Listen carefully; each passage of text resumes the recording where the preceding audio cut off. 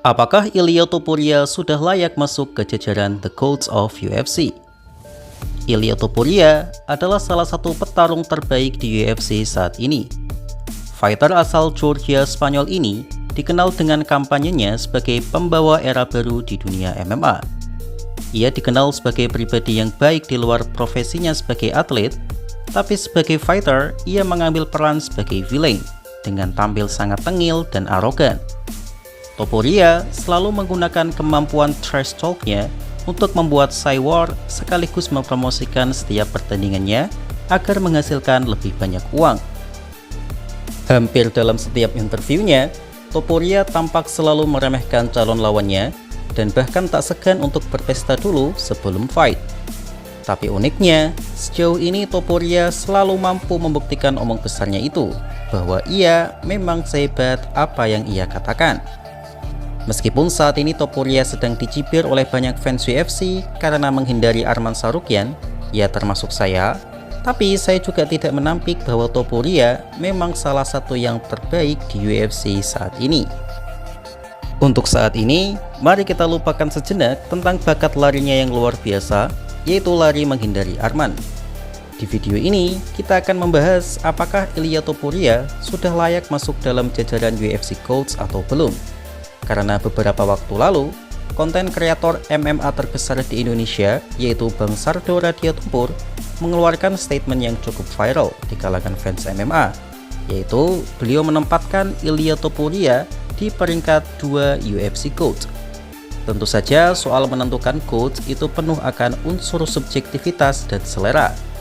Tapi karena yang mengatakannya adalah Bang Radio Tempur, maka tentu itu bisa dijadikan sebagai salah satu referensi karena beliau adalah salah satu influencer MMA terkenal di Indonesia.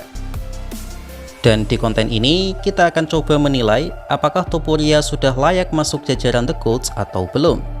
Dan seperti biasa, untuk meminimalisir rasa bias, maka saya akan menggunakan beberapa parameter yang biasa saya gunakan sebagai penilaian untuk kriteria The GOATs, yaitu rekor bertanding, kelas bertanding, jumlah sabuk yang didapat, dominasi di pertandingan, hingga kualitas lawan. Jadi langsung saja kita mulai.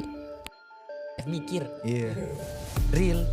Itu Jadi nomor cuma 3. oke, nomor 3, nomor 2. Sampai sini dong kayak resletingnya. Gak tahu. Top Turo, Abturo. Awalnya ranking 1 sebelum Islam Aceh. Cepet nomor 1. Pertama adalah rekor pertandingan. Sejauh ini, fighter kebanggaan Georgia ini memiliki rekor bertanding yang sangat bagus, yaitu 17 kali menang dan belum terkalahkan. Topuria datang ke UFC dengan berbekal rekor 8-0.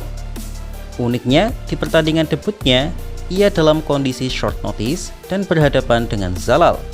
Sempat kewalahan dan hampir saja kena knockout, tapi Topuria berhasil selamat dan menang unanimous decision. Sejak saat itu, Topuria terus mencatatkan kemenangan hingga sampai saat video ini dibuat, Topuria sudah mengoleksi 9 kemenangan di UFC. Dengan 7 kemenangannya, ia selesaikan dengan finish. Jujur saja, dari parameter sejauh ini, Topuria sangat berpotensi untuk masuk ke jajaran GOAT. Namun jika dibilang apakah sekarang sudah masuk ke dalam jajaran GOAT, saya rasa belum. Karena bahkan Khabib yang sering diungkit karena pensiun dini dari UFC saja memiliki 13 kemenangan beruntun di UFC. Apalagi jika harus dibandingkan dengan Anderson Silva dan Islam Makhachev yang memiliki 16 kemenangan beruntun di UFC. Tapi status undefeated yang ia miliki memang menunjukkan bahwa Topuria memiliki potensi menjadi The GOAT jika ia mampu untuk konsisten. Konsisten untuk menang dalam bertanding maksudnya ya, bukan konsisten cari alasan menghindari Arman. Kedua adalah jumlah sabuk yang dia dapat. Sampai sejauh ini, Topuria sudah mengoleksi 3 sabuk undisputed, dengan rincian 2 sabuk di kelas featherweight dan 1 sabuk di kelas lightweight. Statusnya memanglah seorang juara 2 divisi, dan itu adalah prestasi yang luar biasa. Namun, jika dikatakan itu sudah cukup untuk menjadi The GOATs, rasanya juga terlalu dini. Karena meskipun ia menjuarai 2 divisi, tapi ia hanya mempertahankan sabuknya 1 kali di kelas bulu dan bahkan belum mempertahankan sabuknya di kelas ringan. Untuk menjadi The GOAT, memang salah satu aspek pentingnya adalah jumlah title defense. Karena fighter yang digadang-gadang sebagai The GOAT seperti Jon Jones, Anderson Silva, GSP, hingga Mighty Mouse memiliki pertahanan sabuk yang luar biasa banyak. Dan di aspek inilah yang membuat Khabib tidak masuk jajaran The GOAT, karena Khabib baru memiliki 4 sabuk saja.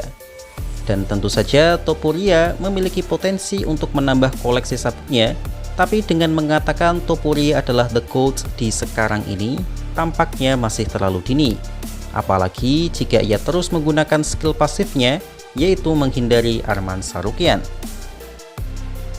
Ketiga adalah kelas bertanding.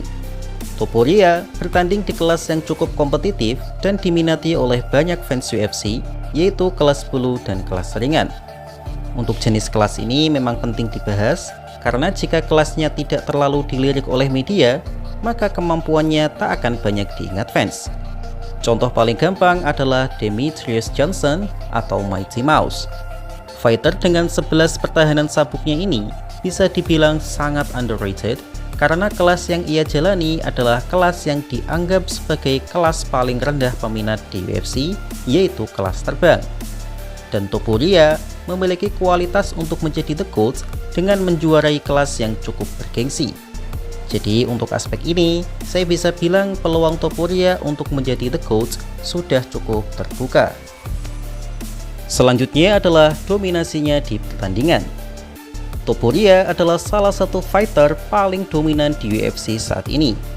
Topuria sendiri mengklaim bahwa ia adalah fighter paling dominan di UFC saat ini, karena dalam podcast Joe Rogan, Topuria mengatakan bahwa dominasi versi dirinya adalah menyelesaikan lawannya. Dan memang itu benar sih, dia menyelesaikan 7 dari 9 pertandingannya di UFC dengan finish. Tapi kalau terlalu dominan, terlalu berani, karena Shavkat juga memiliki finishing rate yang sangat tinggi juga, yaitu 6 kali finish dari 7 pertandingan. Dan jika mendefinisikan dominasi pada umumnya, dominasi adalah bagaimana fighter tidak pernah kalah ronde selama di UFC. Topuria cukup dominan dengan sejauh ini hanya kalah 4 ronde selama di UFC, yaitu kalah 1 ronde atas Zalal, 1 ronde atas Jai Herbert, dan 2 ronde atas Alexander Volkanovski. Dengan catatan itu, tentu Topuria masih jauh dari kata paling dominan, karena fighter paling dominan sepanjang sejarah UFC adalah Khabib Nurmagomedov dengan hanya kalah 2 ronde di sepanjang karirnya. Tapi kalau dominasi lewat cuitan Twitter, Topuria yang terbaik sih, karena ia sering menang dalam adu cuitan Twitter. Terakhir adalah kualitas lawan. Ilia Topuria memiliki rekor mentereng, dan 3 pertandingan terakhirnya ia berhasil mengalahkan 3 legenda secara KO, yaitu Alexander Volkanovski, Max Holloway, dan Charles Oliveira. Di atas kertas, itu adalah prestasi yang luar biasa bagus dan layak masuk jajaran The GOATs of Performance. Tapi, jika kita analisis lebih dalam, terdapat hal yang patut untuk dikritisi. Pertama, Volkanovski datang dengan kondisi 4 bulan setelah ditendang KO oleh Makhachev. Volk sendiri mengatakan bahwa ia terlalu ceroboh karena tidak beristirahat dulu setelah kena tendangan itu. Makhachev sendiri menyalahkan tim Volkanovski yang tidak meminta Volkanovski rehat karena kena KO seperti itu. Setidaknya perlu istirahat 6 bulan dan tanpa pertandingan. Dan gilanya lagi, ia harus melawan fighter yang memiliki bom di tangan kanannya seperti Ilia Topuria. Jadi bisa dibilang, Topuria mengalahkan Volkanovski di saat kondisinya sedang tidak baik-baik saja. Kedua adalah Max Holloway. Max Holloway memang bisa dibilang sehat walafiat karena tidak kena KO sebelumnya. Tapi Max Holloway yang dikalahkan Topuria adalah Max Holloway yang baru saja bulking ketat ke kelas 155 untuk UFC 300. Kemudian ia harus cutting weight brutal ke 145 yang tentu saja sangat mempengaruhi performanya. Karena itu, Bang Aderai sebagai orang yang paham nutrisi dan berat badan mengatakan bahwa jika Holloway dan Topuria bertanding di kelas 155, hasil akhirnya bisa saja berbeda. Dan terakhir adalah Charles Oliveira, yang dikalahkan Topuria adalah Charles dengan sisa kekuatan dagunya. Charles datang dengan gameplan yang sangat ceroboh dan malah menantang adu pukul Topuria. Tapi perlu dicatat di sini bahwa Bang Radio Tempur menempatkan Topuria di belakang Islam Makhachev karena Makhachev mengalahkan Volk dan Charles Oliveira dalam kondisi mereka jauh lebih baik dari yang dikalahkan oleh Topuria. Oh my god, dude. Islam Makhachev. Dude goes up one weight class, goes up to 170. He was the 55-pound most dominant champion ever. Just dominates at 170. Like every round. People are saying it's boring, but it's boring if you're a casual. The fact that he was. Jadi kesimpulan dari saya, Ilia Topuria memiliki peluang yang besar untuk menjadi The GOAT di masa depan. Tapi kalau dibilang saat ini sudah masuk jajaran The GOAT, maka berdasarkan penilaian tadi, menurut saya Ilia Topuria masih belum layak untuk disejajarkan dengan The GOAT. Jadi bagaimana menurut kalian?